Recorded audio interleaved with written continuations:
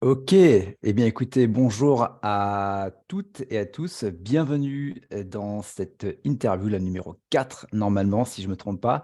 Et aujourd'hui, j'ai une invitée un peu spéciale parce qu'on se connaît depuis, et on a fait le calcul juste avant, on a pris un sacré coup de vieux, 20 ans. 20 20 ans. ans, ça fait mal. Donc, Carole, est-ce que tu peux te présenter pour les personnes qui ne te connaîtraient pas encore? Eh ben, bonjour Kevin, bonjour aux personnes qui nous regardent également.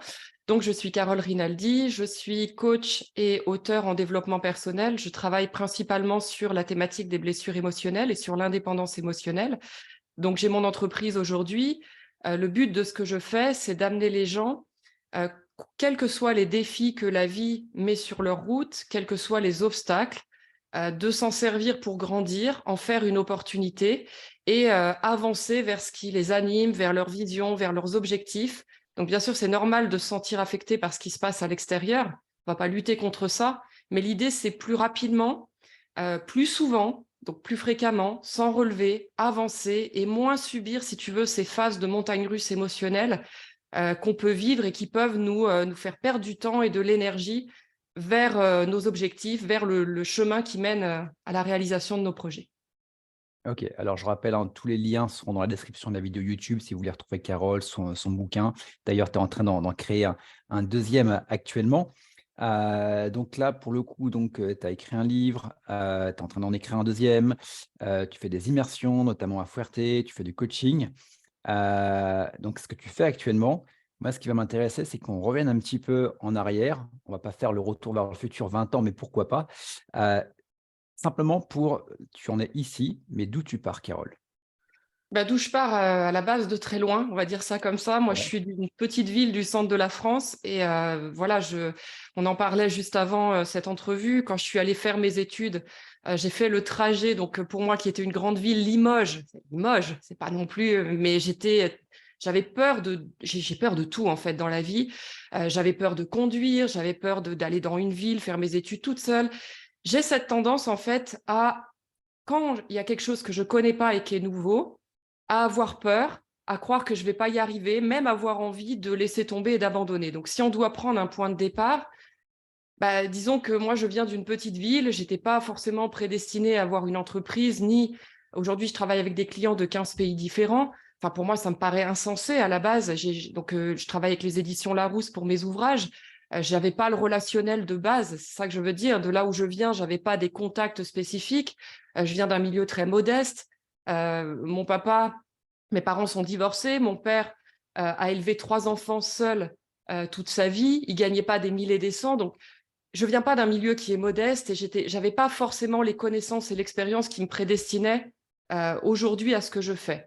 Donc, si on prend ce point de départ, si tu veux, c'est plutôt je cherche pas à lutter contre ça, je cherche pas à renier, j'ai pas honte de qui j'ai été avant. Je suis quelqu'un qui avait peur de tout, je suis quelqu'un qui était pas populaire, j'étais plutôt le bouc émissaire du collège, on va dire ça comme ça. J'en ai pris plein la gueule, si je dois dire les choses ouvertement. Mais aujourd'hui, en fait, tout ça, j'ai un profond respect pour cette version de moi qui avait peur de tout et qui en prenait plein la figure parce que elle avait rien pour y croire. Elle n'avait pas de résultat à quoi s'accrocher et pour autant, elle a rien lâché. Elle a fait ses muscles, elle a encaissé à cette époque-là. Et pourquoi j'ai un profond respect pour cette version-là de moi, qui est peut-être pas la plus valorisante par rapport à ce que je suis aujourd'hui, bah, c'est que c'est elle qui me permet d'aller plus vite aujourd'hui, qui me permet de gagner du temps, qui me permet de gagner de l'énergie quand je suis face à des défis, que ce soit relationnels ou que ce soit des défis de contexte, le Covid, l'inflation, etc. C'est tout ça qui, paradoxalement, m'a permis de faire les muscles très jeunes, alors que je m'en rendais pas compte, de savoir supporter une dose d'adversité plus grande, qui me permet aujourd'hui d'aller plus vite dans le quotidien qui est le mien, en tout cas de retomber sur mes pieds, comme je disais tout à l'heure, plus facilement et plus souvent. Ok. Ça va être intéressant parce qu'on va en parler un petit peu après, si tu veux, avec l'adversité, avec le Covid, avec tout ce qui a pu se passer et tous les, comment dire, tous les couacs, si on peut dire, avec un grand C ou un grand K, je me souviens plus, que tu as pu avoir sur ton parcours entrepreneurial. Mais comment est-ce que tu passes de cette version de toi-même il y a des années en arrière à je lance mon entreprise? Bah, ça a été. peut-être déjà beaucoup de rencontres aussi, je vais être honnête, hein, parce que j'ai mis du temps à savoir ce que je voulais faire de ma vie et à savoir ce qui m'inspirait vraiment. Et c'est les rencontres que j'ai pu faire, que ce soit avec des coachs, que ce soit avec des amis, les discussions que j'ai pu avoir, qui m'ont fait sentir, les expériences aussi, j'ai fait énormément de métiers dans ma vie, je suis quelqu'un qui travaille beaucoup. Bah, tout ça, à force d'expérience, de retour, de feedback, petit à petit, j'ai clarifié, j'ai commencé à ressentir qu'est-ce qui m'animait vraiment. Et puis, bah, il y a eu des expériences aussi qui ont fait que le salariat, je n'en voulais plus. Donc, j'ai appris à tirer profit de ces expériences-là, pas prendre une décision juste sur un coup de tête, sur une déception, mais voir les avantages, les inconvénients d'être salarié, les avantages, les inconvénients d'être entrepreneur, et petit à petit, comme ça, pas à pas, me diriger vers ce que je voulais. Mais on va pas se mentir, au début de mon activité, j'ai 3 boulots en même temps. Le matin, à 6 heures du matin, je suis sous la flotte, dans le froid, je distribue des journaux. Ensuite, je rentre, j'ai une autre activité. J'ai un coaching, j'enfile un tailleur entre midi et 2 pour faire mes premières séances de coaching. Et le soir, j'ai un boulot d'intérim. C'est ça, mes débuts entrepreneuriales, tu vois. Donc, Ouais, je me souviens bien quand on échangeait dessus, où tu enchaînais toutes les casquettes, toute la journée, je me dis: «Mais Carole, elle n'arrête pas, c'est de 6 heures du matin à 22 heures du soir, 6 jours sur 7». c'est ça. Et c'était 7 jours sur 7 même, Ouais, clairement. Et ça n'a pas beaucoup changé aujourd'hui.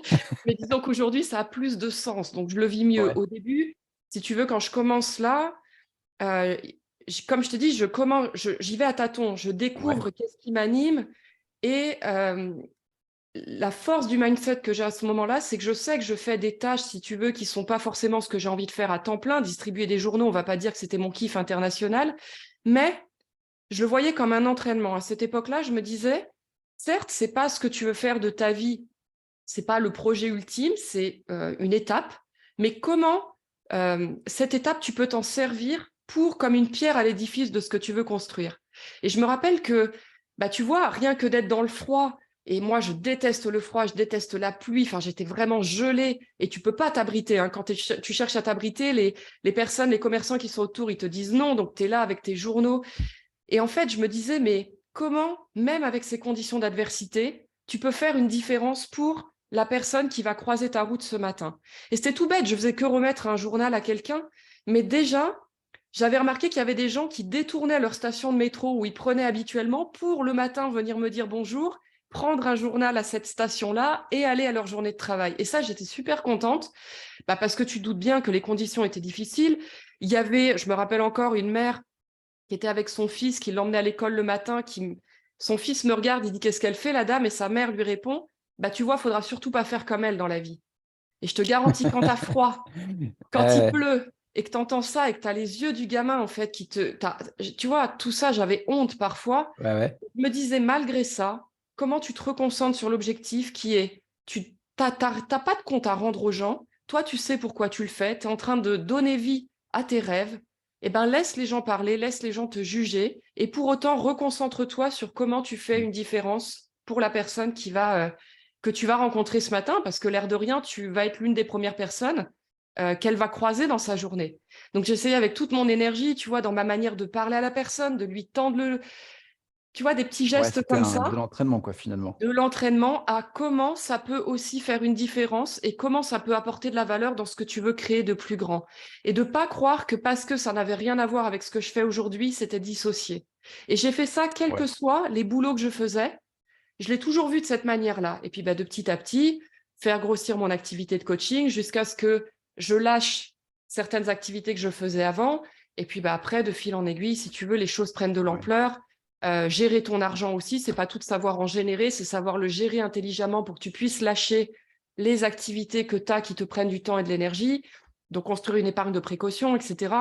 Voilà, je dirais que ça s'est fait en 2 OK. temps, les rencontres, les expériences, clarifier ce que je voulais, clarifier ma vision, générer de l'argent, le gérer pour accepter de lâcher petit à petit et être plus focus sur ce que je vis aujourd'hui. OK. C'est intéressant. Il y a 2 choses que je relève par rapport à ce que tu as dit. C'est déjà la compétence que tu vas masteriser, même si tu es en train de distribuer des journaux, cette compétence, ça va être transversale à ce que tu peux également faire dans le coaching.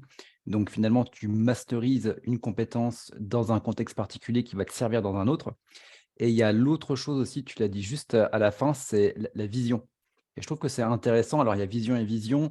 Il y a le côté vision, et je pense que je vais être hashtag cuculapraline, tout est beau, tout est rose. Et puis, il y a la vision, c'est vraiment c'est où est-ce que je veux aller dans la vie, même si c'est à 1 an, 2 ans, 3 ans, peut-être 10, 30, 50 ans, parce que tu as des personnes qui vont vraiment avoir, comme on peut appeler ça, cette volonté d'aller vers et qui se projettent beaucoup plus facilement. Euh, Toi, à l'époque, quand tu parlais de vision, c'était quoi En fait, concrètement? ma vision, moi, je vais être claire, je sais beaucoup plus ce que je ne veux pas, beaucoup plus clairement que ce que je veux. Ouais, Et bah ça a là-dessus, on toujours est été comme d'accord. ça. Ouais, ouais. Et même dans les relations amoureuses, je vois souvent l'entrepreneuriat, le couple, enfin, je fais souvent des parallèles aussi. Je, je me base avant tout sur qu'est-ce que je suis sûre que je ne veux pas, plutôt que de désirer une vision 100% claire qui ne l'est jamais, parce que j'évolue, parce que je me découvre encore petit à petit, parce que parfois les challenges de vie te transforment aussi. Ce que je voulais il y a 3 ans n'est plus nécessairement ce que je veux aujourd'hui. Je me fixe toujours sur qu'est-ce que je suis sûre que je ne veux plus. Et à ça par contre, c'est non catégorique. Ok. Si la vie m'envoie une opportunité où je me dis, il y a ça, tu vois, comme une relation de couple où tu te dis, il y a des aspects qui peut-être pourraient me plaire, mais il y a quand même des trucs où ça va pas le faire, même si ça pourrait me plaire un petit peu, mais qu'il y a ce qui est non catégorique dedans, c'est non. Je cherche pas à perdre du temps, de l'énergie, Ok. c'est non. Et C'est c'est comme ça que je distribution de carton clarifie un rouge, peu quoi. plus. Pardon? C'est distribution de carton rouge. En fait, il y a un truc qui ne devait pas carton rouge. Même s'il y a des bénéfices à côté, cet inconvénient-là fait que sur le moyen long terme, je sais que ça ne me conviendra pas, donc je n'y En vais tout pas. cas, si c'est rédhibitoire Ouais, pour moi. Je vais pas ouais. me satisfaire de un petit peu ou alors temporairement sur une activité professionnelle, mais je sais que je vais pas m'attacher à ça parce que c'est pas ce que je veux. Donc ma vision, c'est déjà qu'est-ce que je suis sûre que je veux pas et petit à petit me faire des feedbacks sur cette semaine, ce mois-ci, quand est-ce que j'ai pas vu le temps passer, quand est-ce que j'ai retrouvé de l'énergie alors que j'en ai dépensé, qu'est-ce qui m'a animée, où est-ce que j'ai pris du plaisir, où est-ce que je me suis sentie vibrante, vivante, et petit à petit, comme ça, de feedback en feedback, clarifier vers quoi j'ai plus Ok, envie d'aller. ok. Bah, d'ailleurs, par rapport à ça, finalement, comment toi, tu arrives à équilibrer ta vie pro, ta vie perso et peut-être le sport? Comment tu arrives ouais, à gérer tout ça? Est-ce que tu le gères à la journée, à la semaine, au mois, au trimestre, à l'année? Alors déjà, je ne suis pas forcément un exemple sur le sujet parce que, enfin, on va dire les choses clairement, j'ai aussi un mari qui travaille beaucoup, donc on a tous les deux une valeur travail haute. Et je pense que si j'étais en couple avec quelqu'un qui n'a pas une valeur travail haute, ça pourrait pas le faire, honnêtement. Il y aurait trop de différences. Tu vois, si j'étais en couple avec quelqu'un qui a une valeur couple en numéro 1, ce serait compliqué. Parce que la réalité, c'est que je passe énormément de temps à mon travail et lui aussi. Donc, on trouve cet équilibre. J'ai bien conscience du fait aussi qu'on a cette valeur travail tous les deux en numéro 1, si tu veux. On accepte que le couple, c'est important, mais c'est pas forcément le plus important non plus. Tu vois, Ok, sa carrière est importante, la mienne aussi. Et cet équilibre, il est plus lié, je dirais, à la connaissance de mes valeurs, qui est autre chose que la vision. Si tu veux, moi, le sport, j'en fais pas, clairement. Pourtant, j'ai fait STAPS, fac de sport comme toi, mais j'ai une activité qui est extrêmement physique. Mais si je me demande, si tu veux, le matin d'aller faire du sport alors que c'est pas dans mes valeurs hautes, je vais perdre mon énergie plus qu'autre chose. Donc, je suis pas quelqu'un qui m'impose une hygiène de vie parce qu'il faut le faire. Non. Je vais me dire dans mes valeurs, et ça, c'est très important, je pense, pour le message que tu voulais transmettre aussi aujourd'hui, il y a mes valeurs humaines, donc le respect, la bienveillance, enfin, des valeurs de ce style-là, mais tu as aussi tes valeurs sociales. Qu'est-ce qui te donne de l'énergie? Qu'est-ce qui te stimule? Qu'est-ce qui fait que tu as envie de te lever le matin? Et la réalité, c'est qu'on est tous différents à cet endroit-là. Tu as des gens pour qui c'est la santé, qui n'auront aucun problème à se lever le matin et à se dire, moi, pour avoir de l'énergie, j'ai besoin de faire du sport. Tu en as d'autres, la valeur sport ou santé, elle va être plutôt basse. Par contre, ça va être la valeur famille ou la valeur sociale en numéro 1. Donc, comment je gère, si tu veux, mon équilibre vie pro, vie perso? Bah déjà, je suis en couple avec quelqu'un qui partage des valeurs similaires aux miennes et les valeurs qu'on n'a pas en commun, on arrive à s'entendre là-dessus. On n'est pas exactement pareil, mais j'accepte mon mari, si tu veux, avec ses valeurs hautes et ses valeurs basses. Il m'accepte dans mes valeurs hautes et mes valeurs basses et notre couple fonctionne comme ça. Mais à côté de ça, c'est aussi, je ne cherche pas à ce que ma vie ressemble à celle d'un autre entrepreneur. Je me demande, moi, de quoi j'ai besoin pour avoir envie de me lever le matin. Et quand il y a trop de matins où j'ai pas envie de me lever, ça, c'est pas normal. ok, C'est pas grave, mais je vais commencer à me dire, c'est un signal que soit j'ai laissé ma vie se remplir de valeurs qui ne sont pas importantes pour moi, parce que les priorités, l'urgence, etc. Soit je vois plus le sens de ce que je fais. C'est-à-dire, j'ai oublié le sens, le pourquoi de ce que je fais, et du coup, j'effectue une série de tâches sans me rappeler, quand je fais ça, quand j'accepte cet inconfort, à quoi ça contribue de plus grand. Donc, Ok. soit j'ai laissé ma vie être envahie de choses, des valeurs qui ne sont pas importantes pour moi, et dans ce cas-là, il y a besoin de reprioriser, de me dire non, arrête de faire ça parce que la société te le demande ou parce que ça va plaire à telle personne. Recentre-toi sur ce qui te donne une semaine stimulante pour toi. C'est une semaine qui ressemble à quoi?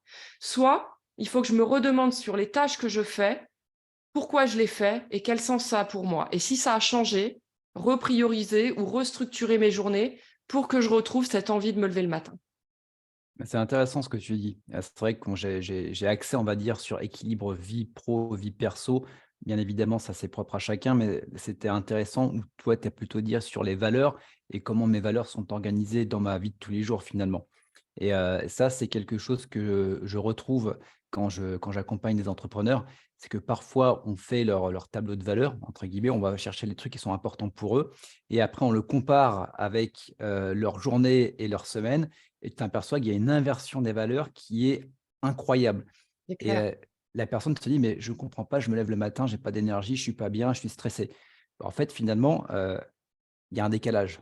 Donc le but va être finalement d'arriver à retrouver, un équilibre, peut-être pas du jour au lendemain, mais d'aller vers sur une transition.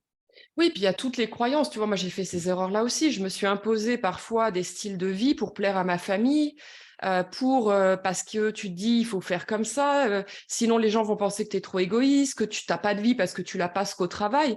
Moi, la réalité, c'est que je suis très heureuse de passer mon temps au travail. Et ce décalage dont tu parles, je le repère de deux manières. Soit j'ai pas envie de me lever le matin sur plusieurs semaines, c'est pas parce qu'il y a une Ouais. journée, ça va. Tu peux avoir eu un quotidien très dur, mais au-delà de 15 jours, ça commence à devenir problématique. Ou alors, l'autre signal, c'est quand j'ai besoin de distraction. Donc ça va être j'attends le soir pour me poser devant une série. J'attends le vendredi. Le dimanche soir, je commence à me dire, ouh, tu sais, un peu ce Ouais. truc de ça va, c'est vendredi ou ça va comme un lundi. Ça, pour moi, c'est pas normal. OK. Trop longtemps, Ouais. ça veut dire, si j'ai besoin de distraction, type nourriture, tu vois, que je vais voir que je me dis à la fin de ma journée, ah ben, j'ai bien mérité de me récompenser par quelque chose de sucré, ou alors j'ai besoin de me poser pour décompresser devant une série, ce genre de choses qui n'est pas grave, hein, qui fait partie des Mmh. distractions de la vie. Mais si je vois que je suis trop dans le cerveau limbique, qui a besoin de sa croquette, si tu veux, pour se Ouais. récompenser ou pour décompresser, c'est signe que je perçois trop mon quotidien comme une contrainte. Et donc, OK. soit j'ai perdu le sens de ce que je fais, soit j'ai le sentiment de subir, c'est-à-dire de voir mon quotidien comme une contrainte parce que j'ai oublié que je le choisis et qu'il n'y a personne qui m'oblige à continuer si c'est trop dur. Parfois, il y a OK. une question toute simple, c'est ce que j'ai à faire aujourd'hui. Comment je peux faire ce que j'ai à faire d'une manière plus fun? C'est tout bête, mais des fois, les mêmes tâches avec cette question en tête le matin font que je vais moins avoir besoin de distraction parce qu'il y a peut-être une manière de faire où je vais faire les mêmes tâches que ce que j'ai prévu, mais d'une manière toute simple qui va me ressembler davantage et qui va être plus alignée avec ma façon de faire, mes valeurs personnelles, si tu veux. OK. Bah, je vais te poser la question, justement, de quel conseil tu donnerais à une personne, justement, qui ne trouve pas cet équilibre et qui se lève le matin un petit peu comme un salarié qu'on doit tirer pour aller au travail et qui se dit vivement le vendredi et le dimanche soir qui dit: «Putain, lundi, ça y est, il faut que j'y retourne». Mais finalement, tu as répondu à quelles sont mes valeurs et comment est-ce que je peux mettre plus de fun, finalement, dans mon activité et peut-être changer si forcément ça ne me correspond pas. Parce que dans tous les cas, hormis moi, mes peurs et mes blocages, personne ne m'oblige à aller travailler le lundi matin. Alors, Ouais, alors on après, va je dis ça comme ça, mais si tu veux, c'est très dur. Quand tu es ouais, face à ce constat, je comprends, quand tu as donné, tu mets tes tripes dans ton entreprise. À moi, clairement, j'ai mis toute mon énergie, j'ai mis tout mon temps, j'ai mis tout mon argent. Tu vois, c'est pas juste un truc, c'est viscéral. Et quand tu te rends compte que ce que tu as essayé de mener de toutes tes forces est devenu ta prison, le ouais, constat est très violent. Alors, il y a ce que tu as dit, mais il y a peut-être aussi se questionner sur quelle est ma vision de ouais, l'entrepreneuriat. Moi, j'ai fait cette erreur-là de croire que l'entrepreneur devait tout faire, montrer l'exemple. Et en fait, pour moi, le manager ou l'entrepreneur, c'était celui qui était meilleur que les autres, tu vois, qui devait montrer que les résultats sont possibles d'atteindre. Et le problème de ça, c'est que je me suis tiré une balle dans le pied toute seule, parce qu'au bout d'un moment, c'est addictif d'être la ouais, personne qui gère, qui montre, qui maîtrise. Mais le problème, c'est que les gens, ils se disent, ben, vas-y, laisse-la faire. De toute façon, c'est elle qui va faire. Pourquoi moi je ferais? Puisque de toute façon, c'est elle qui va gérer. Et une des problématiques fréquentes de l'entrepreneur, c'est à cause de la vision qu'il en a, c'est de prendre trop de place, de faire trop de choses à court terme parce qu'il faut qu'elles soient faites, de se tirer une balle dans le pied parce qu'à long terme, bah, tes équipes, elles vont se reposer sur toi puisque tu es la personne qui maîtrise et qui gère. Et du coup, tu t'enfermes, tu es dans un cercle vicieux où tout repose sur toi, tu as une pression de malade, tu te mets à dos les personnes qui travaillent avec toi parce que bah, elles ne se sentent pas en confiance. Tu Ouais. vois, elles pensent finalement que tu ne crois pas en leur capacité et en leur responsabilité. Et l'enjeu, c'est petit à petit, c'est pas de faire l'inverse du jour au lendemain, c'est d'accepter petit à petit sur quoi je me mets en retrait, qu'est-ce que j'accepte de lâcher pour laisser les autres monter en compétences et changer ta vision du manager qui n'est pas je suis meilleur que les autres, qui est aujourd'hui pour moi comment je donne les moyens Ouais. aux autres d'être meilleurs que ce que je fais moi. Si l'équipe monte et me dépasse, c'est pas ils n'ont pas besoin de moi. C'est justement tant mieux parce que je leur ai laissé la place et l'espace de gérer ça si je ne suis pas là. C'est très différent. Bah, c'est intéressant ce que tu dis parce que c'est ce que je retrouve également parfois en coaching quand une personne a des équipes. C'est cette capacité déjà à faire confiance à ses équipes et également de se dire, de dépasser la peur de je ne maîtrise plus. À partir du moment où je remets les clés de mon bébé dans les mains de quelqu'un d'autre, une partie, que s'il y a une erreur, bah, en fait, je pourrais m'en prendre qu'à moi parce que j'ai peut-être donné à la mauvaise personne. Juste pour rebondir là-dessus, toi, tu as une équipe à peu près de combien de personnes? Alors là, je travaille que avec des indépendants essentiellement. Ouais, On va les personnes vraiment avec qui je suis en contact régulier, elles sont 4. Et puis ensuite, on a d'autres indépendants, si tu veux, en fonction des services que je peux avoir besoin. Ça peut être une personne graphiste, ça peut être, tu sais que je travaille aussi, donc des immersions à Fuerteventura. Donc j'ai aussi des personnes. Le but, c'est quand on est en immersion là-bas, de faire travailler des gens qui sont sur l'île. Donc voilà, en temps normal, avec 4 personnes vraiment de manière récurrente. Et puis, je peux être amenée à faire intervenir d'autres personnes indépendantes selon les séminaires, selon les activités que je peux avoir ou les besoins de l'entreprise, si tu veux. OK. Ce qui m'amène à cette question-là pour reprendre et rebondir sur ce que tu as dit. Tu as parlé, le fait de te retrouver finalement en prison, donc enfermé, je pense, dans ton business, mais également dans ta tête. Heu, Comment tu en arrives là, finalement? Et comment tu arrives à prendre, le chemin pour arriver à te dire: «Bon, là, j'en peux plus, je suis dans ma prison». Qu'est-ce qui fait que tu as le déclic déjà? Et comment tu arrives, quel outil peut-être tu as utilisé ou comment est-ce que tu arrives à te à récupérer, ton temps, ton énergie pour pouvoir arriver à déléguer et avoir cette capacité à prendre du recul par rapport à ton entreprise, ne plus être la tête dans le guidon, mais d'avoir une clarté et de plus piloter, gérer ton entreprise que d'être finalement une salariée au service de ton entreprise. Ben oui, bah déjà, ça se fait étape par étape. C'est pas du jour au lendemain. Déjà, se faire accompagner pour ça, parce que soi-même, quand on a la tête dans le guidon, on s'en rend pas compte. Hein, c'est pas méchant, c'est involontaire en fait. Tu vois, c'est comme j'ai dit, ça te prend aux tripes. Donc il y a une part très animale là-dedans, et c'est pas facile quand tu es dedans d'avoir du recul. Donc moi, je dirais que ce qui m'a aidé, il y a 2 choses. Il y a déjà l'écoute des personnes qui travaillent avec toi. Des fois, c'est pas facile de se taire et juste d'écouter le feedback, même s'il te fait pas plaisir. Mais moi, j'avoue que ça m'a aidé. Des personnes proches qui sont autour de toi, des gens qui te connaissent depuis longtemps, des gens qui te voient au quotidien, de leur demander et sans te justifier, sans vraiment écouter, non pas pour argumenter et dire ta vision des choses, mais juste écouter le feedback qu'ils ont à te faire. Et après, tu choisis d'en tenir compte ou pas. Puis après, il y a la vie. Ouais, Parce que si tu n'écoutes pas, il y a des gens, comme ma grand-mère disait, moi je suis caboche, ça veut dire que j'ai la tête dure. Et parfois, il n'y a que la vie, une expérience de vie, une blessure, quelque chose qui va me mettre à terre, notamment par exemple les migraines, qui vont faire que je ne peux plus me lever le matin et qu'à un moment, j'ai plus le choix. Si j'écoute pas, c'est la vie qui prendra, ma santé qui prendra le dessus et qui me laissera pas d'autre choix. ouais, Donc, il y a un moment, tu t'en rends compte parce que déjà, toi, ça va pas. Tu perds le sens de ce que tu fais et tes journées sont très raides. L'entrepreneuriat, c'est dur. Il y a plein d'avantages, mais c'est aussi très dur. C'est pas gratuit. Hein, c'est pas tu vis d'amour et d'eau fraîche. Hein, c'est vraiment c'est ouais, beaucoup de contraintes, c'est ça beaucoup de c'est vrai. responsabilités. Moi, quand j'entends l'entrepreneuriat, c'est la liberté et c'est l'argent, oui, mais tu as intérêt d'avoir les reins solides et aussi des valeurs et le sens de ce que tu fais. Parce que le quotidien est tellement dur que crois-moi que la liberté et l'argent, au bout d'un moment, tu dis tout ça pour ça, j'arrête en fait. Donc il y a l'écoute, il y a la vie, et puis ensuite, il y a l'amour de ce que tu fais. C'est-à-dire que, en fait, c'est ça qui est beau, c'est que dans plein d'autres domaines, tu céderais, tu abandonnerais, tu dirais non, en fait, je me rends compte que j'ai besoin de maîtriser les choses et de tout contrôler et je ne vais pas arriver à faire autrement. Mais là, c'est comme quand tes parents, l'amour de ce que tu fais est plus fort que ton désir de contrôler et de maîtriser et fait que tu vas te remettre en question et tu veux tellement que ça marche, ça a tellement de sens ce que tu fais de servir les gens que tu vas accepter de te remettre en question, même si tu as peur, même si c'est dur, même si tu dois gérer tes émotions, même si tu es comme ça dans la pression. Ouais. Et ton cerveau va réaliser petit à petit qu'il n'y a pas de danger, que là où tu croyais que tout allait se péter la gueule, ben en fait, ça va, mais c'est par étapes. Tu vois, petit à petit, être accompagné et puis lâcher, comme j'ai dit tout à l'heure, sur des choses où tu es prêt à lâcher au départ pour te permettre de réaliser qu'il n'y a pas de danger et aller sur des choses plus grandes. Faut pas du jour au lendemain de passer à tout blanc, tout noir, parce que là, tu te mets dans une pression terrible et ça fonctionne pas. Donc, Ouais. voilà, je te dirais écouter, recevoir les feedbacks de la vie. Et puis la troisième chose, c'est l'amour de ce que tu fais et te connecter au sens. Est-ce que le sens de ce que je fais est plus fort que mon désir de contrôler et de maîtriser? OK. Bah, je te rejoins, parfaitement, surtout sur le étape par étape.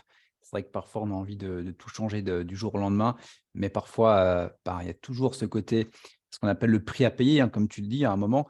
Est-ce que je suis prêt à le payer ou est-ce qu'on va peut-être le diviser en plusieurs étapes? On va l'espacer sur un temps parce que là, tout de suite, ça serait super, mais le retour de bâton que je vais me prendre dans la tête, est-ce que je suis capable de le gérer ou pas?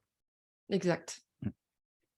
Ce qui m'amène, également à te poser cette question, c'est, quelles ont été pour toi les plus grandes difficultés que tu as pu avoir dans ton activité entrepreneuriale? Et surtout, comment est-ce que tu as réussi à passer outre? Ou est-ce que comment tu l'as sublimé? Comment est-ce que tu me l'as sublimé? Comment tu l'as vécu? Est-ce que tu as, utilisé des outils particuliers? Mais en fait, déjà, je te dirais que les difficultés, il y en a tous les jours. Ouais, Déjà, il y a petites difficultés et gros challenges, on va dire, mais c'est ouais, d'accepter que l'inconfort, je pense vraiment, hein, c'est faire le choix d'une vie d'inconfort que de choisir mmh, l'entrepreneuriat pour une vie plus libre, euh, oui, un plus grand niveau de liberté. Mais en fait, c'est énormément de rigueur, c'est énormément de discipline, c'est énormément de remise en question, c'est de l'adversité tous les jours. Alors, je ne veux pas dégoûter les gens qui nous écoutent parce que le sens de ce que tu fais, encore une fois, fait que tu acceptes les règles du jeu, mais euh, ça fait partie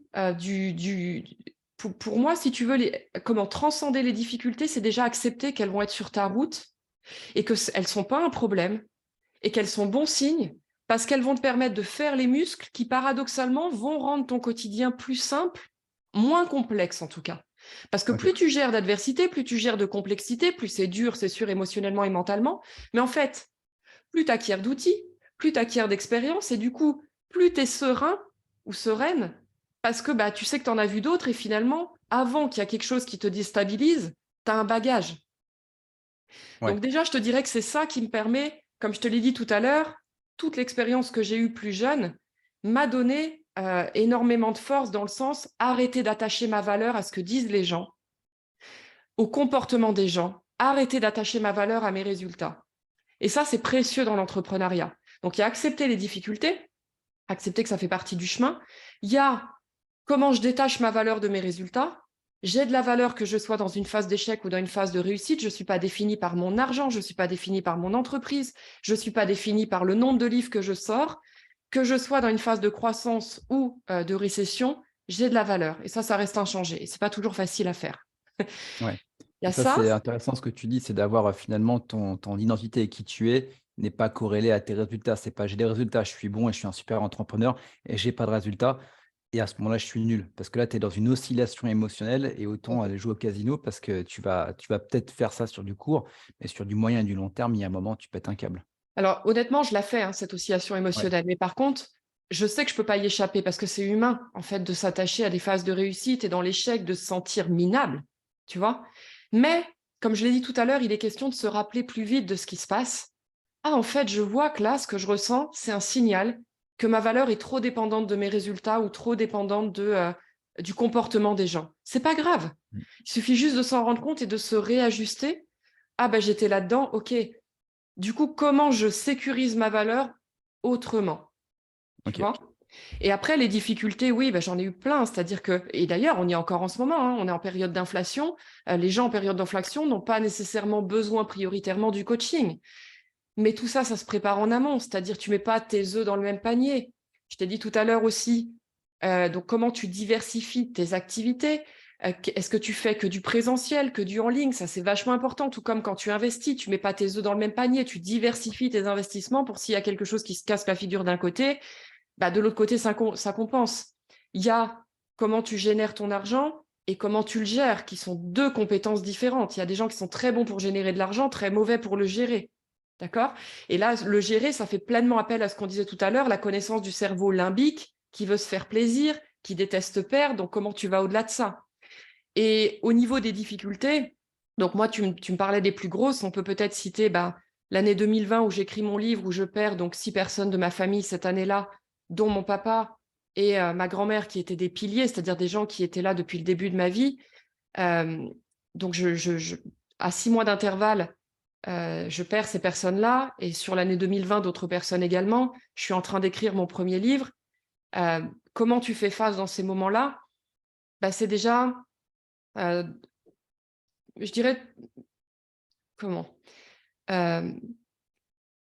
c'est de te recentrer sur là où il y a du pouvoir. C'est vraiment la chose qui m'a aidée en 2020, sur ce challenge-là en tout cas. Ouais. C'est il y a des choses que je ne peux pas contrôler, que je ne peux pas maîtriser. Je savais que mon père, par exemple, avait un cancer incurable et que je n'allais pas le guérir. Mais mon mindset, c'était toujours, OK, il y a peut-être 90% de choses qu'aujourd'hui, je vais pas pouvoir changer. Mais ça ne veut pas dire que j'ai zéro pouvoir. Ça ne veut pas dire qu'il n'y a pas 10% sur lesquels je peux me recentrer, sur lesquels je peux faire quelque chose. Et donc, tous les jours, avec mon papa, quand j'écrivais mon livre à côté de lui, donc qui était en soins palliatifs, c'est ce que je faisais. Je voyais que j'étais très affectée par les zones d'impuissance, et il y en avait beaucoup qui étaient justifiées. Hein. J'allais perdre mon père, c'était une réalité. Mais ça n'empêchait pas que je me disais, sur quoi tu peux te concentrer? Sur quoi tu peux agir? Qu'est-ce qui dépend de toi? Et du coup, c'est tellement important dans ces moments-là où il y a plein de choses que tu maîtrises pas, de te raccrocher à ces petits pourcentages-là, parce qu'ils sont là. Ok. Et moi, ces jours-là, je retrouvais de l'énergie petit à petit avec ça. Je reprenais mon souffle, ma respiration, je m'accrochais à ça. Et puis petit à petit, tu retrouves de l'énergie. Et puis petit à petit, tu inverses la tendance, en fait. Ok. Tu vois, ça, Est-ce que c'est l'outil. ça, ouais, est-ce que ça serait pas finalement une sorte de lâcher prise sur ce que tu peux pas contrôler dans tous les cas? Là, factuellement, tu peux pas. Donc, c'est soit tu te tiens à ça et dans tous les cas, tu sais que tu pourras pas. Ou là, tu te dis, bah, écoute, je lâche prise et je focalise uniquement sur ce sur quoi j'ai prise. Et là, par contre, j'y vais à fond. C'est ça. Je me rappelle tout le temps cette phrase de Marc Aurèle qui dit donne-moi la force d'accepter ce que je ne peux pas changer, le courage de changer ce qui peut l'être et la sagesse de faire la distinction l'un de l'autre. Ok. Donc il y avait ça, il y a bien sûr se donner le droit de vivre ce qu'on a à vivre. Je vois trop de gens qui se demandent d'être en énergie positive. Moi, dans ces challenges-là, je me rappelle quand je faisais la route, donc je passais la nuit avec mon père, j'allais dormir le matin, je rentrais chez moi, donc quand il faisait ses soins médicaux, pour revenir dans l'après-midi, donc je dormais quelques heures le matin. Dans la voiture, j'hurlais. Je me laissais un moment de pleurer, de sortir ma colère, de sortir ma rage, et je me disais, c'est OK. C'est pas la totalité de qui tu es, mais il y a une partie de toi qui a le droit de ressentir ça, qui a le droit de décharger ses émotions, et je me demandais pas d'être en mode bisounours, en fait. Tu vois, tu me parles des difficultés que je vis, les gens n'ont aucune idée des coups bas, des gens qui attendent que j'échoue, de la jalousie, des choses qui se passent par intérêt. Ça fait partie du jeu. Et même avec des personnes où je me dis, c'est pas possible qu'il se passe ça parce que tu partages un vrai chemin, tu partages une expérience en fait. Et c'est très dur d'en passer par des moments comme ça. Parfois, je mets 15 jours à m'en relever tellement ça m'affecte parce que c'est quelqu'un que j'aime en fait. Et c'est quelqu'un avec qui je partage mon bébé, tu vois. Et ben pendant 15 jours, plutôt que de me dire tu ne devrais pas être comme ça, c'est de me dire oui, il y a les outils, il y a tout ça, d'accord. Mais pour moi, le premier outil, c'est te donner le droit de ressentir ce que tu ressens et d'aller dans des endroits qui te ressourcent et de pleurer si tu as besoin de pleurer, même de te victimiser si tu as besoin de te victimiser. Je me mets avec moi-même et je me dis, OK, je te donne le droit de ressentir ce que tu ressens, je te le donne le droit d'en passer par cette phase. Et puis derrière, on s'y remet. Derrière, OK, comment cette phase te fait grandir? Qu'est-ce que tu apprends? Qui te dit que ce que tu es en train de vivre là, c'est pas une préparation pour un challenge plus grand? Comment cette personne te permet ou cette situation te permet de respecter tes valeurs, de grandir dans tes valeurs? comment cette expérience te fait devenir la femme que tu veux devenir. Mais pas avant d'avoir accepté que j'ai le droit de vivre les choses aussi d'une manière qui n'est pas forcément ma préférence. Pas lutter contre ça, si tu veux. OK. Donc finalement, ce qui est important, c'est après, on va dire, le côté déchargement émotionnel où on s'autorise finalement à se dire: «J'ai le droit d'être au plus bas pendant cette journée-là et je me l'autorise et je suis OK». Un petit peu comme quelqu'un qui sera en plein régime: «Bah, tu sais quoi? Alors je vais me faire une pizza, je vais la manger, je vais en défoncer, je vais même faire la celle au Nutella après et je suis OK avec ça et c'est pour et en quoi ça va m'aider finalement à tenir mon régime peut-être sur un an». Ouais, et puis c'est toujours, tu vois, je fais bien la distinction. Quand il se passe ça, je sais que c'est pas la totalité de qui je suis. C'est une partie de Ouais. moi qui est blessée, qui est affectée par ce qui se passe. J'ai des blessures émotionnelles comme tout le monde. Et je me dis pas que c'est la totalité de qui je suis. Je vais la voir un peu comme un parent, si tu veux, qui accueille son enfant. Et l'enfant, il a le droit de pleurer, il a le droit d'être en colère, il a le droit de gémir. C'est OK. C'est la première phase. Et paradoxalement, quand cette partie-là de moi se sent vue, entendue, comprise, que je ne cherche pas à lui faire la morale, à la juger, ben, elle n'a plus de raison de m'alerter, elle va s'apaiser. Et là, derrière, j'enchaîne avec les outils. Là, les questions de coaching sont pertinentes. Je vois trop de gens qui font l'erreur d'appliquer les outils alors qu'ils n'ont pas pris le temps d'écouter ce qui se passe en eux, se donner le droit d'accepter ça. Et qu'est-ce qui fait, en fait, qu'ils sont humains et que ça les touche et que c'est peut-être juste normal. Tu vois, il y a peu de temps de ça, je suis partie 15 jours à Fuerteventura, mais t'imagines pas, j'ai pleuré tous les jours, tous les matins, et je me suis pas dit je suis en dépression. Je me suis juste dit, il y a des choses qui se sont passées qui m'ont vraiment affectée. Tu as bien fait de partir, d'être là pour toi et de te mettre dans un endroit qui te préserve. Tous les matins, j'ai accepté de lâcher. Et je me disais, c'est OK, tu as le droit d'en passer par là. C'est OK, je comprends que par rapport à ce qui s'est passé, tu te sens affecté.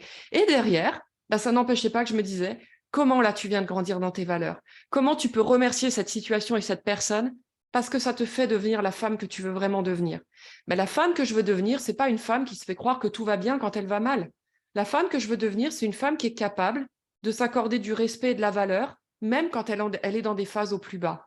C'est ce qu'on disait tout à l'heure, arrêter de s'accorder de la valeur uniquement quand tu es au top. Mmh. Mais c'est intéressant parce que c'est un truc que j'aime bien aussi, mettre en avant. On parle souvent de pensée positive et non pas négatif et en fait, ça dépend réellement du contexte et moi, j'aime bien parler plutôt de pensée utile et inutile et si c'est utile que je pleure et que j'accepte d'être au plus bas aujourd'hui parce que ça m'être utile, parce que j'ai besoin de décharger et c'est OK, bah, en fait, on va dire que, bah, je le fais. Je le fais. C'est ça. Accepter de le faire et que ça ne veut pas dire que tu es dépendant émotionnel ou je sais pas quoi, ou que tu n'es pas assez responsable, c'est humain. Et tu as le droit à cette humanité, même quand tu es entrepreneur, c'est très dur. Des fois, je suis sûre qu'il y a des gens qui nous regardent qui se sentent seuls. Tu es seul. Quand il y a des merdes à gérer, quand il y a la pression, il y a une part où tu es face à toi-même, en fait, et c'est très dur. Et tu travailles beaucoup pour ça, et je comprends, en fait, tu vois. Et parfois, bah, cette valeur, elle s'accorde aussi en regardant parfois le chemin que tu as parcouru et en se disant, c'est déjà assez. C'est pas aux autres de te reconnaître, c'est pas à tes résultats de venir te légitimer ou de te reconnaître, c'est de te dire, waouh, tu sais, il y a une question que je me pose au-delà des résultats, c'est si ma vie devait s'arrêter ce soir, si là, ça devait se terminer, est-ce que j'ai le sentiment d'avoir été à ma place? Et franchement, c'est la seule chose qui me drive. Tu vois, c'est de me dire là, si ça doit s'arrêter, même le deuxième livre, il n'est pas fini d'être écrit et tout ça, est-ce que juste là, c'était déjà top? Et pour moi, c'est déjà énorme. Alors, si ça continue, tant mieux. Si ça prend une autre tournure, j'ai foi en la vie. Je sais que la vie ne me mettra jamais sur la route des challenges que je suis pas en mesure de surmonter. Donc, j'ai cette confiance aussi avec l'expérience qui fait que même si je suis complètement décentrée de mon chemin, je sais que je vais retomber sur mes pattes. Je comprends pas toujours pourquoi j'en passe par là, mais je sais que je comprendrai plus tard. Mais c'est cette question, en Ouais. fait. Est-ce que j'ai vécu une journée qui en valait la peine? Est-ce que j'ai vécu cette journée en accord avec mes valeurs? Ça, c'est vachement important aussi, mes valeurs humaines et mes valeurs sociales. Et est-ce que j'ai eu le sentiment, un peu plus qu'hier encore, aujourd'hui, d'être à ma place? Mais c'est intéressant ce que tu dis également. Moi, je vois vraiment l'entrepreneuriat finalement comme, un superbe outil de développement personnel parce que tu vas être confronté et comme tu le dis, tu es seul. Tu as parfois également cette casquette qu'on te met de super-héros dans le sens où, bah, tu es entrepreneur donc, bah, tu gères tout et forcément peut-être que toi également tu y crois et que c'est intéressant comme tu dis parfois de dire: «Bah, non en fait je suis entrepreneur, j'ai une casquette entrepreneuriale, mais je suis une personne, je suis un être humain avant tout avec également différents besoins».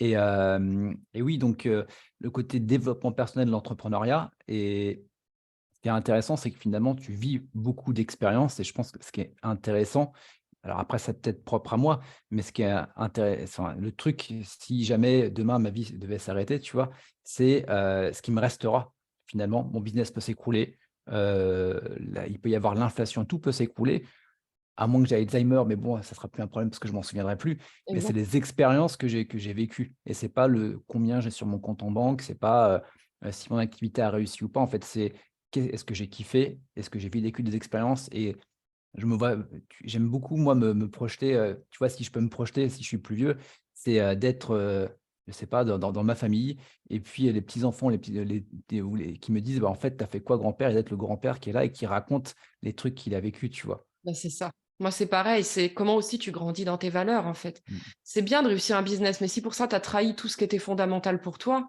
ça n'a pas de sens. Moi, je préfère que tout s'écroule et rester droite dans mes bottes, en fait, tu vois. Parce que je veux pouvoir me regarder en face et comme tu dis, bah, ce sera des aventures.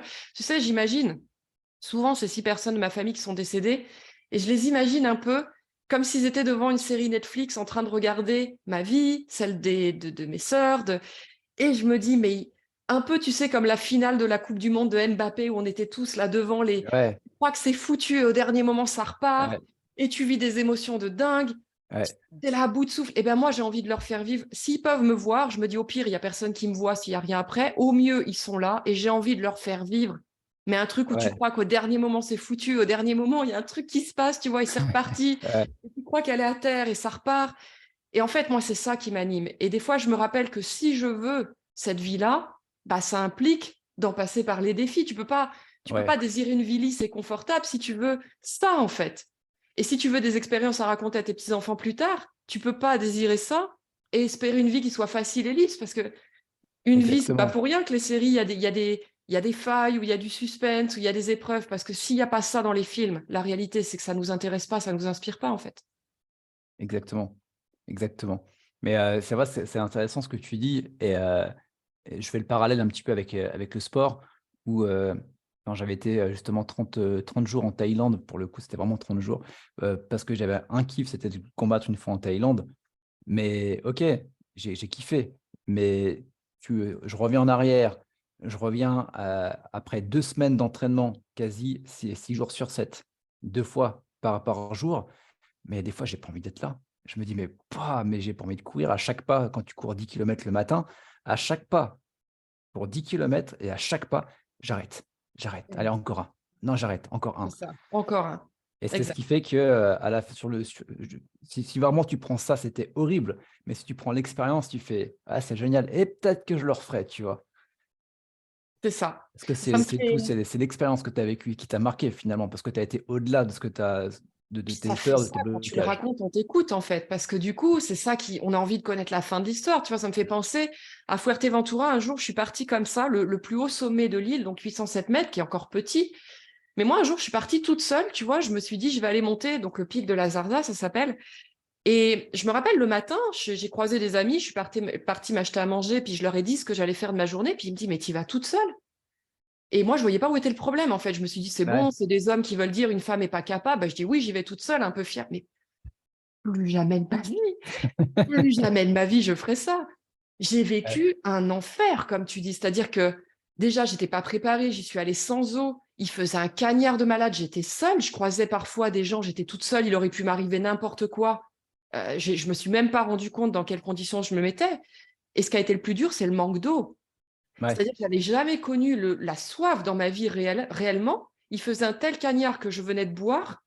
Mon corps, mais j'avais des hallucinations. C'est-à-dire que j'avais jamais connu cette sensation de tu viens de boire, mais tu manques d'eau, alors que tu sais que ouais, tu n'en manques pas concrètement puisque tu viens de boire une gorgée d'eau. Mais ton corps, ouais, c'est animal. Et là, j'étais comme toi, je regardais le sommet et dans ma tête, il y avait des décisions complètement irrationnelles.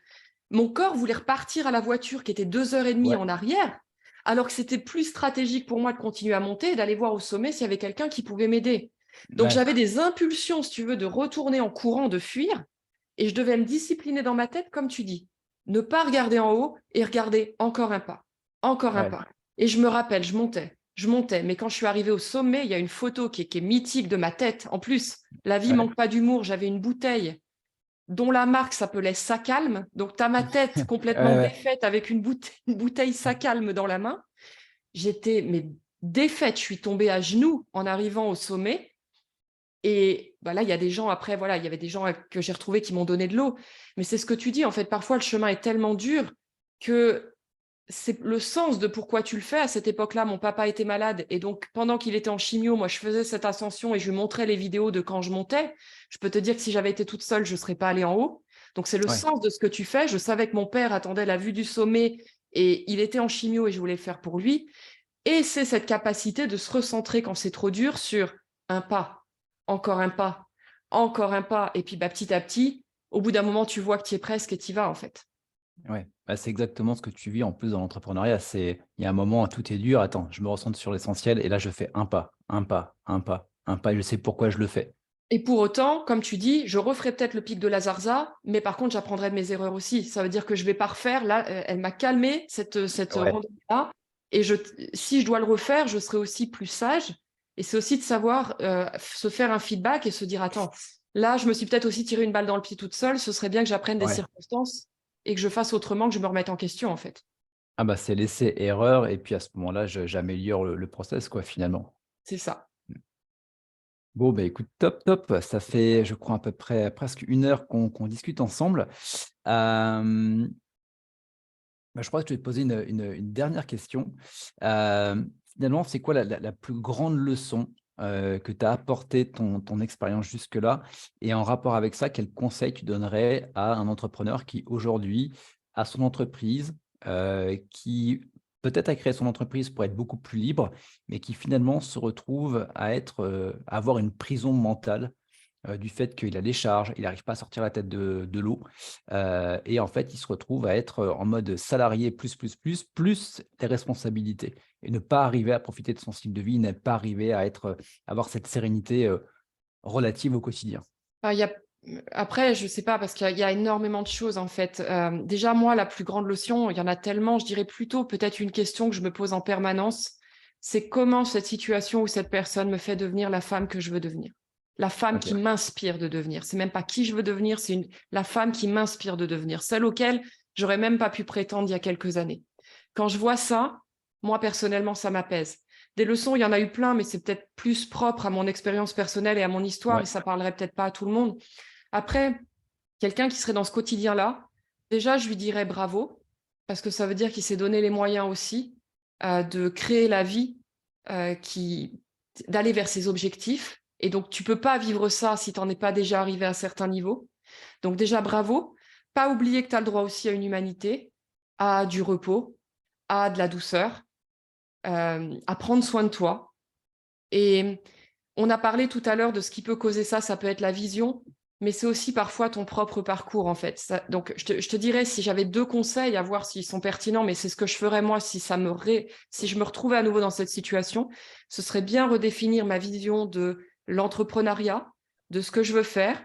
Et donc cette vision, comme je disais tout à l'heure, quand l'amour est plus fort ou le sens est plus fort, va te permettre de réajuster ton chemin, d'accepter de lâcher certaines choses, quitte à ce que ça échoue, parce que le sens est plus fort. Mais l'autre chose, je l'ai perdu. Qu'est-ce que c'était? Euh, Mince, ça va me revenir. Au pire, tu couperas à cet endroit-là, je ne sais plus. ouais, Euh, mais tu parlais ouais, justement de la Ça vision y est, qui est ça m'est revenu. importante. C'est le côté aussi travailler sur ton histoire personnelle. Parce que, tu vois, c'est là où tes blessures émotionnelles entrent en jeu et que je fais un lien avec ces difficultés qu'on peut rencontrer. Si, généralement, tu ne deviens pas non plus entrepreneur pour rien. C'est-à-dire qu'il faut une telle détermination et une telle soif d'indépendance que tu n'as pas ça généralement par hasard.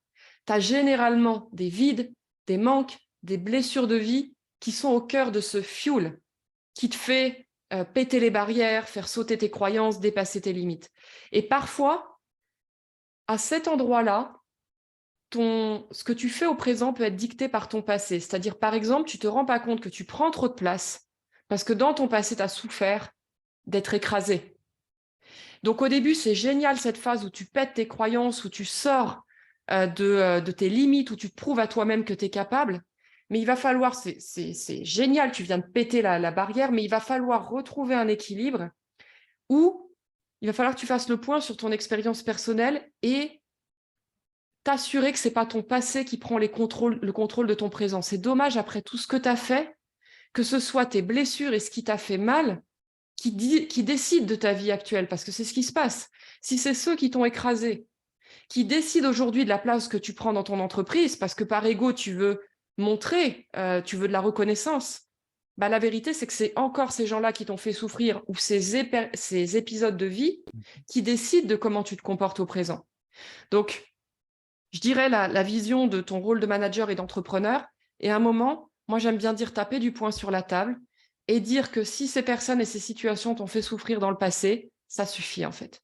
Faire le point sur ces plus eux qui vont avoir à décider aujourd'hui de qui je suis, de comment je me comporte et choisir entre son ego et ses valeurs en fait.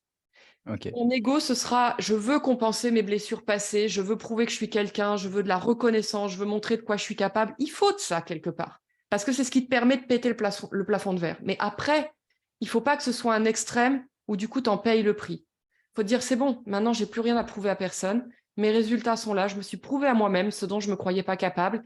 Et ben maintenant, c'est quoi les valeurs qui sont importantes pour moi? Et en fonction des objectifs que je veux atteindre, ben, je vais doser. Comme dans une voiture, frein accélérateur. Parfois, ça va être bien d'être la personne qui gère. Parfois, ça va être bien d'être la personne qui laisse gérer. Parfois, ça va être bien d'être la personne qui se met en avant. Parfois, ça va être bien d'être la personne qui se met en retrait. Et que ce soit plus ton passé ou les personnes qui t'ont fait souffrir qui décident pour toi d'être toujours sur l'accélérateur, en fait. Voilà.